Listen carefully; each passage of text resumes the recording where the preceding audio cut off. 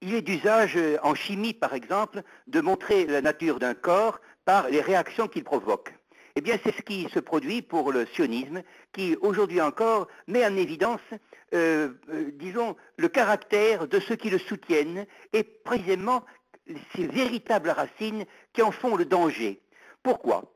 Ce crime de Gaza, aujourd'hui, est identique à ceux que le sionisme commet depuis son installation en Palestine, à savoir, il faut toujours le redire, le général de Gaulle le disait d'ailleurs dans sa conférence de presse contre le sionisme, il faut remonter, disons, à la guerre, à la Première Guerre mondiale.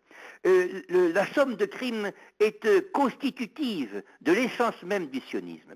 Le président Sarkozy vient de déclarer disons, sa réprobation d'un usage disproportionné de la force.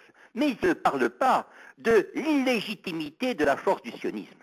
Le sionisme est une sorte de force qui s'est installée en Palestine et a demandé que les Nations Unies le reconnaissent à la seule condition, et cette condition, je veux la répéter et l'affirmer, qu'il donne justice aux Palestiniens qu'il avait chassés de chez lui.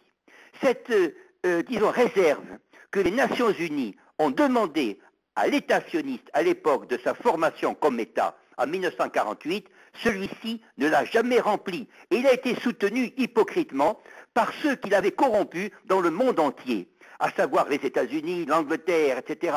L'Allemagne elle-même avait été compromise. Et aujourd'hui, ce pays même, par exemple, est devenu entièrement asservi. C'est un géant politique, un géant économique, pardon, et un nain politique. Eh bien, voyez-vous, toute cette camarilla, comme on dit en espagnol, qui est autour du sionisme, aujourd'hui, montre sa véritable laideur. Ce n'est pas le sionisme qui est démasqué. Il apparaît tel qu'il est. La Turquie, par exemple, a montré dans sa réprobation, déjà depuis quelques jours, de la politique sioniste de blocus de la bande de Gaza, qu'elle a véritablement pris un bon chemin, un chemin de défense des intérêts, non seulement des intérêts musulmans, mais également des intérêts de tous les peuples libres du monde, en premier de nous autres les Européens.